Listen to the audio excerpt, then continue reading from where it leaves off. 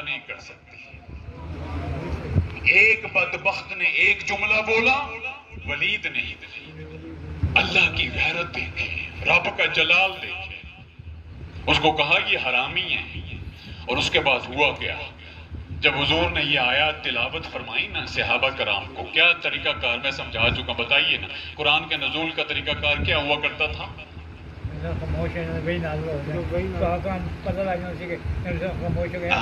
صحابہ کو پتہ چل جاتا کہ وحی کا نزول ہو رہا ہے، اس کے بعد وہ بیٹھے رہتے، انتظار کرتے اب قرآن کا کون سا مضمون آیا ہے۔ جب وحی مکمل ہوتی، حضور علیہ السلام نارمل کیفیت میں آ جاتے، پھر آقا علیہ السلام وہ آیات جو جبریل امین لے کر آتے وہ تلاوت فرماتے۔ اب آپ کے سامنے جو کاتب وحی ہیں، جو لکھنے والے لکھ لیتے، جن کے قلب پر ریکارڈ ہونا ہوتا وہ ریکارڈ ہو جاتا، وہ حافظ بن جاتے۔ جو لکھنے والے تھے وہ لکھتے بھی کیسے تھے؟ میں یہی کہا کرتا ہوں، بار بار کہتا ہوں، یار اس وقت کو دیکھو، یہ اونٹ کی چپٹی ہڈی ہوتی ہے نا، یہ کمر کی، اس پر لکھتے تھے، تختے، لکڑ کے تختے بنا کر اس پر قرآن مجید لکھتے تھے۔ مختلف اس طرح کی چیزوں پر قرآن پاک لکھا جاتا، محفوظ کیا جاتا۔ آج آپ کے پاس ڈیجیٹل ہے، ڈیجیٹل قرآن ہے، آپ کو لکھنے کی، تلاش کرنے کی ضرورت نہیں، سارا کچھ آپ کے پاس اللہ نے دیا ہے۔ ترجمہ ہے، تفسیر ہے، نہیں ہے تو وقت نہیں۔ ٹک ٹاک کے لیے وقت ہے، سوشل میڈیا پر گندی گندی چیزیں دیکھنے کا وقت ہے، خرافات میں پڑھنے کا وقت ہے، لیکن تنہائی میں بیٹھ کر دروازہ بند کر کے اس پر فکر کرنے کا وقت نہیں ہے۔ اس نے ایک جملہ بولا، اللہ نے 10 مرتبہ اس کو گالیاں دی۔ یہ جھوٹا ہے، یہ مکار ہے، بخیل ہے، چغل خور ہے، گنہگار ہے۔ اور آخر میں جب کہا کہ یہ حرام کا نطفہ ہے، حضور نے جب یہ آیت تلاوت کی، یہ بات اس تک پہنچی، سیدھا اپنی ماں کے پاس گیا، ماں اس کی روٹیاں بنا رہی تھی، تلوار تھی، جا کر یہاں تلوار رکھی، کہنے لگا بتا میرا باپ کون ہے؟ اس کی ماں یوں ہی ہے، تلوار یہاں رکھی ہے۔ وہ کہتا ہے تجھے اس کی ضرورت کیوں؟ پتہ کیا کہتا ہے؟ کہتا ہے مسلمانوں کے نبی کبھی جھوٹ نہیں بولتے، میں ان کی زبان سے سن کر آیا ہوں کہ میں حرام کا نطفہ ہوں، بتا باپ کون ہے؟ اس پر پھر ماں نے کہا تیرا باپ اس اہل نہیں تھا کہ تجھے پیدا کرتا، اور میں نے کسی چرواہے سے چراگاہ میں بکریاں چراتے ہوئے خواہش پوری کی، تو اس کی اولاد ہے۔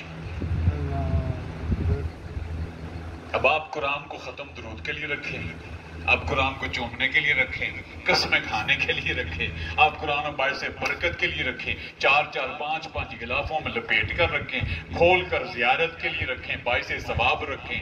ٹھیک ہے، میں نے آج اتنے قرآن پڑھے، میں نے اتنے پڑھے، میں نے اتنے پڑھے، میں نے اتنے پڑھے۔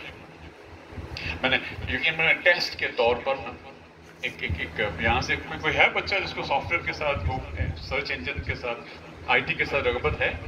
کسی کو پتا چیٹ جی پی ٹی کیا ہے؟ حسن تمہیں چھوڑ کر اس کو پتا جی؟ ایک سافٹ ویئر ہے، نیا آیا ہے، اس نے تہلکہ مچا دیا۔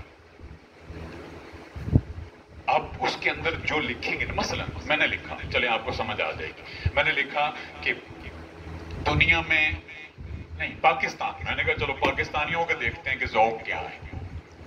میں نے کہا پاکستان میں سب سے زیادہ پڑھی جانے والی کتاب، جواب آیا قرآن۔ میں نے لکھا پاکستان میں سب سے زیادہ بغیر سمجھے پڑھی جانے والی کتاب، جواب آیا قرآن۔ میں نے لکھا پاکستان میں ثواب کی نیت سے سب سے زیادہ پڑھی جانے والی کتاب، جواب آیا قرآن۔ میں نے لکھا پاکستان میں میں نے لکھا دنیا میں کوئی ایسا خطہ جہاں قرآن کو عملاً اس کے مضمون نافذ العمل ہو، لمبا جواب آیا، لمبا پورے پیج کا۔ میں پڑھتا گیا اس کا خلاصہ یہ تھا کہ حقیقتاً روئے زمین پر کسی ملک میں بھی قرآن عملاً نافذ العمل نہیں ہے۔ ہاں، سعودی عرب میں، پاکستان میں اذان کے طور پر، نماز میں، اس طرح کی چیزوں میں قرآن کا نفاذ ہے، لیکن قرآن مجید بحیثیت ضابطہ حیات روئے زمین پر کسی بھی بستی، ملک، گاؤں، شہر میں نافذ العمل نہیں ہے۔ اب بتائیے وہ جو سرچ انجن کی جو سائٹ ہے وہ تو یہود نے بنائی، جو باتیں ہمیں علماء نے بتانی چاہیے تھی وہ اس سائٹ میں بتا رہی ہے۔ رونا کس کے پاس جا کر روئے؟ تو وہاں تک تو ہم نہیں جا سکتے، کم از کم اپنے اندر جتنی صفائی ہم خود کی کر سکتے وہ تو کریں، روزانہ کی بنیاد پر زیادہ نہیں، کم از کم 1 گھنٹہ تو ہمیں قرآن پاک کو دینا چاہیے، آدھا گھنٹہ تو دینا چاہیے، آدھا گھنٹہ بھی ہم نہیں دے سکتے۔ اب یوں قرآن مجید کھولیں، جو آیا ہے سامنے آ گئی، اعوذ باللہ من الشیطان الرجیم بسم اللہ الرحمن الرحیم، آپ اس کو پڑھیں، ترجمہ پڑھیں، لیکن ترجمہ آپ کے پاس اہل سنت والجماعت کو ہونا چاہیے۔ بات چل نکلی، میں نے کیوں کہا قرآن مجید کی آیت ہے وہ سورہ والضحیٰ، اس کا ایک مضمون ہے بسم اللہ الرحمن الرحیم ووجدک ضالا فہدی، اس کا ترجمہ ہے کہ معاذ اللہ استغفر اللہ، لکھنے والوں نے لکھا معاذ اللہ استغفر اللہ، آپ گمراہ تھے، اللہ نے آپ کو ہدایت دی۔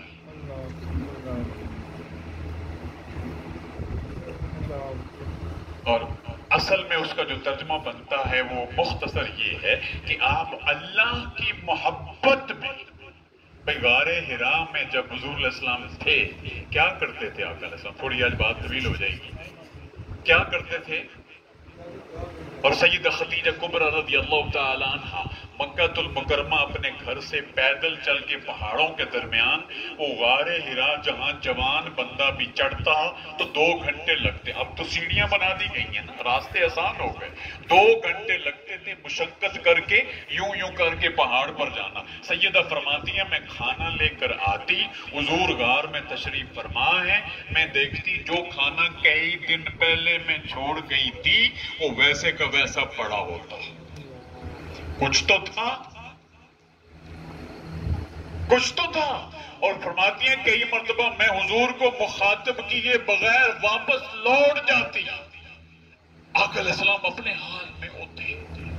سیدہ خدیجہ کبریٰ کو اٹھائیے، آپ سیدہ عائشہ صدیقہ رضی اللہ عنہا، آپ کی سیرت پاک کو اٹھائیں، آپ فرماتی ہیں میں اپنے حجرے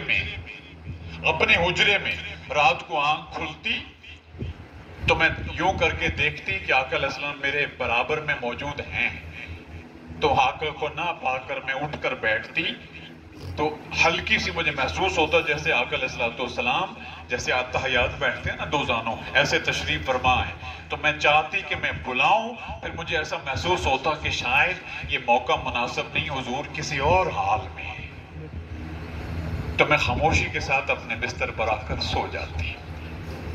غار حرا کی خلوتوں میں کیا تھا؟ اصل ترجمہ اس کا یہ کہ اللہ کی محبت میں اتنے گم رفتہ تھے کہ رب کائنات نے فرمایا محبوب میری محبت سے ہٹ کر اب آپ کو ایک مشن دینے جا رہا ہوں، آپ نے اس مشن کو پورا کرنا ہے، اپنے آپ کو نبی کی، اب تک محمد بن عبداللہ کی حیثیت سے تھے، اب آپ محمد رسول اللہ کی حیثیت سے مکہ میں تعارف کراؤ گے، 40 سال کی عمر ہے، 40 سال تک محمد بن عبداللہ کی حیثیت سے رہے، اب آپ محمد رسول اللہ کی حیثیت سے رہو گے، اور اس کے بدلے میں جو ظلم ہوگا اس سے بھی آگاہ فرما دیا تھا کہ یہ ہوگا، 13 برس میں 300 کی تعداد بھی نہیں آپ کے پاس آئے گی، لا محالہ وطن چھوڑ کر راستہ بھی سیدھا نہیں ملے گا، اس طرف سور یہاں ہے، سور کا جو پہاڑ جہاں غار ہے وہ اس طرف ہے، مدینہ طیبہ اس طرف ہے، جانا یہاں تھا، یہاں سے ادھر گئے، وہاں سے وہاں گئے، وہاں سے وہاں گئے، پیچھے کھوجی لگے ہوئے مکہ کے بڑے بڑے ماہر کھوجی تلاش میں، یہ سارا کچھ معمول سب پہلے ہی بتا